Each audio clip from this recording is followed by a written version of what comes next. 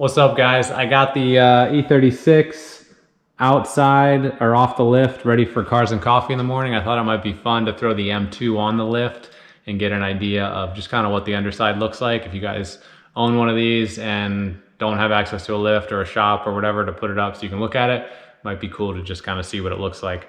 But in the process of making this video, I've decided to count how many M badges I've found underneath the vehicle where nobody will ever see them.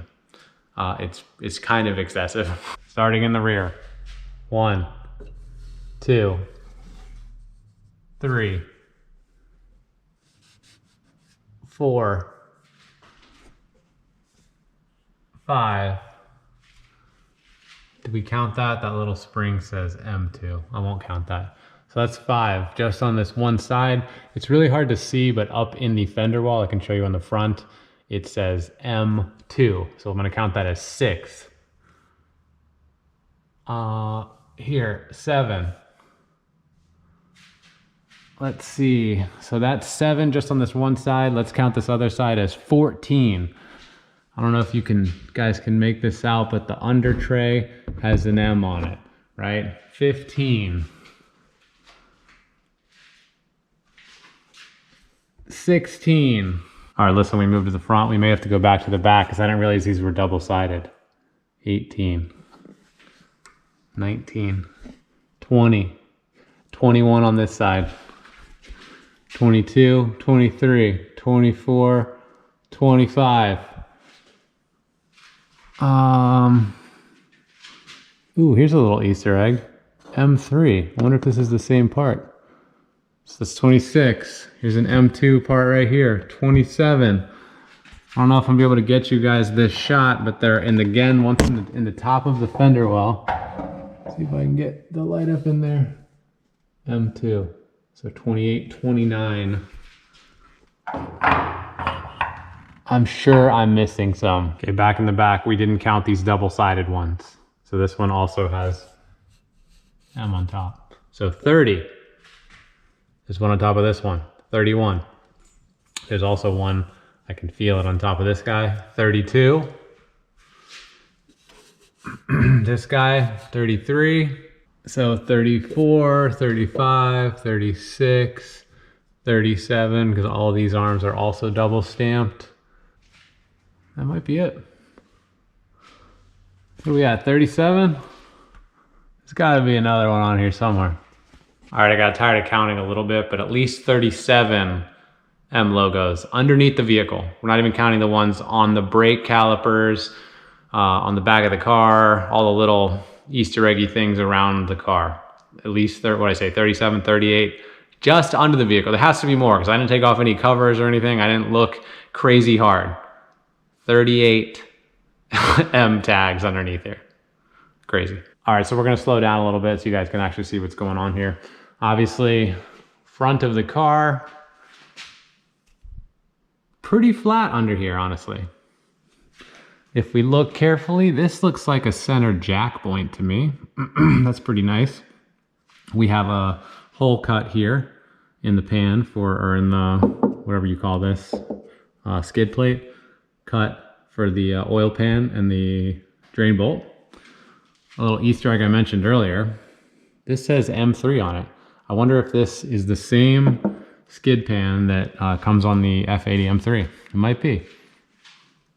Obviously, we're all familiar with, or maybe some of us are, these cars have this kind of strange, strangely mounted oil cooler. It's flat instead of being kind of like straight like you just expect wind to come through. They mounted it flat. It's kind of vulnerable, I guess is the right word.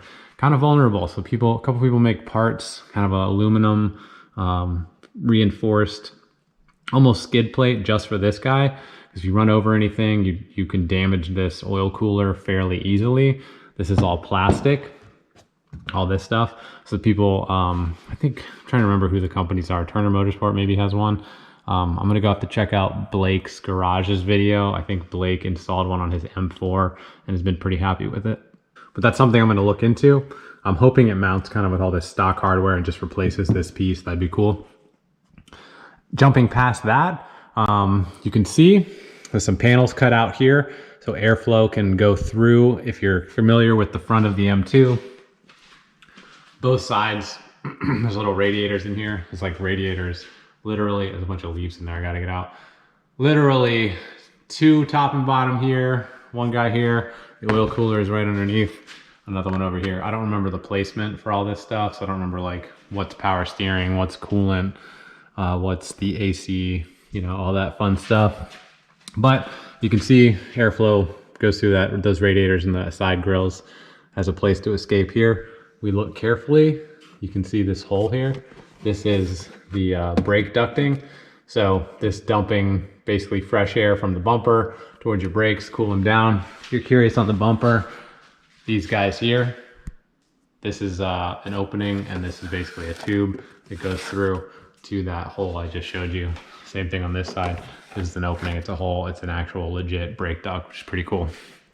Underneath, looks like all aluminum M specific control arms, which is pretty cool. I know we joked about all the logos and stuff, but it's kind of fun that, let's see if I can get you guys some better light over here.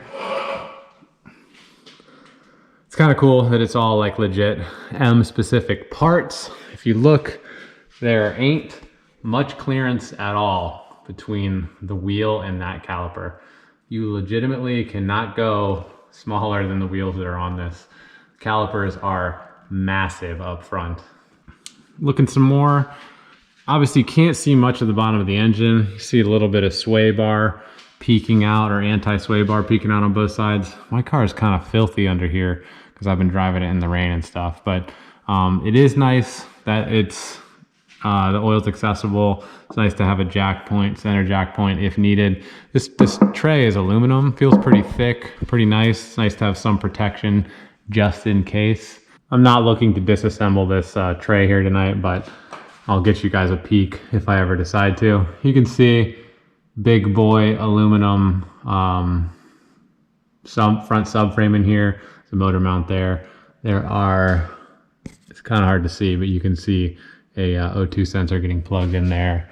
And then there's another one kind of right there, that silver piping. The transmission, this is a manual transmission, so it might look slightly different on your DCT, but manual's tucked up in here. It is tucked underneath this kind of like fibery, felty cover. If we look, we'll see has kind of a NACA duct. I don't remember how that thing's pronounced, but basically to suck channel air in up through there. Exhaust, double pipes. I'm assuming these are maybe resonators or secondary cats. I'm not sure. I don't see any other O2 sensors or anything down here. Keep following them back. We got a nice support. Comes off, kind of triangulates itself on the rear subframe and the outer portion of the body. It's pretty cool. Continuing further down back, look at this diff fins. These things are ridiculous. They look pretty cool though. You wouldn't want to jack on this, I would assume. Like snap these little guys off, but that's cool for differential cooling. You got big cooling fins, a lot of airflow down through here. Hopefully should take the heat away from it. The exhaust, obviously splits into 2 back here. We have on both sides the valves that kind of open and close and give you the active exhaust setup between sport and comfort and such. I thought they were vacuum power, but I guess they're not. They look like they're just plugged in electrical cords. It's interesting to see. I've just took the E36 apart. It's interesting to kind of see the differences, but some stuff are similar. This bottom control arm with the spring bucket built in. You got the shock there mounted up towards the top. Looks like there's a little angle sensor here, I guess, for the kind of how droopy or raised the wheel is. I'm assuming that's maybe for traction control or something. These axles, these are some big boy axles. I don't know how to get you guys a comparison, but I don't have small hands. And these are some big, pretty meaty axles. Checking out the differential, drain plug. I'm assuming this is the fill plug. It's pretty crazy because it doesn't look like that much fluid. Maybe you have to like put a nozzle up in there. I'm not sure. But as you can see, subframes all like big and tubular. In the rear, also a bunch of M specific aluminum control arms. Gas tank is split, so part is here, part's peeking out on this side. This thing does have a pretty tiny gas tank. I feel like maybe it's just because the gas mileage I've been getting hasn't been amazing. But yeah, gas tank split. This is kind of interesting. I'm gonna see if you guys can see this. The brake line just comes into like the center of the back of the caliper. That's interesting. I've never seen that kind of functional like that, but yeah, it's kind of interesting. Battery sits in the center of the rear trunk where like a spare tire would go. You can see battery connections here that must run the full length to the front. This is something I don't really know what this thing is, but looks like the rear diff mount. But what is this like circular thing hanging off the back? If you know what that is, you should tell me, because I literally have no idea what or why that exists like it does. All right, so controversial topic on the M2 competition is this exhaust and how it's kind of hideous from the back. It sticks down really low, looks almost like a diaper. This thing is not that deep, right? Or not that like thick. You'd think it's huge because how far it sticks down. I can almost palm it like a basketball, right? Not that thick. There's a ton of room up in here. See if I can get you guys up in here. Like, what is all that space doing up there? Why couldn't we have tucked this in further, had the tips come out of it a little bit lower and hidden this? Maybe this is another part they reused from the M3, M4. I'm not sure, but it's kind of hideous and they definitely had room to fix it. So I don't know what they were doing. Check this out too. You don't find this on a bunch of modern cars, but these are e-brake cables. So the e-brake basically in the hub here goes through.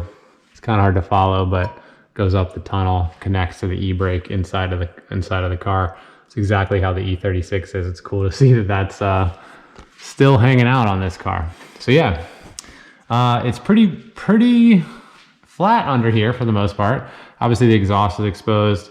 They got panels on both sides to kind of flatten out. All this stuff can come off. It's just got little plastic hardware. There's not much to see without taking more of it off, but these are interesting.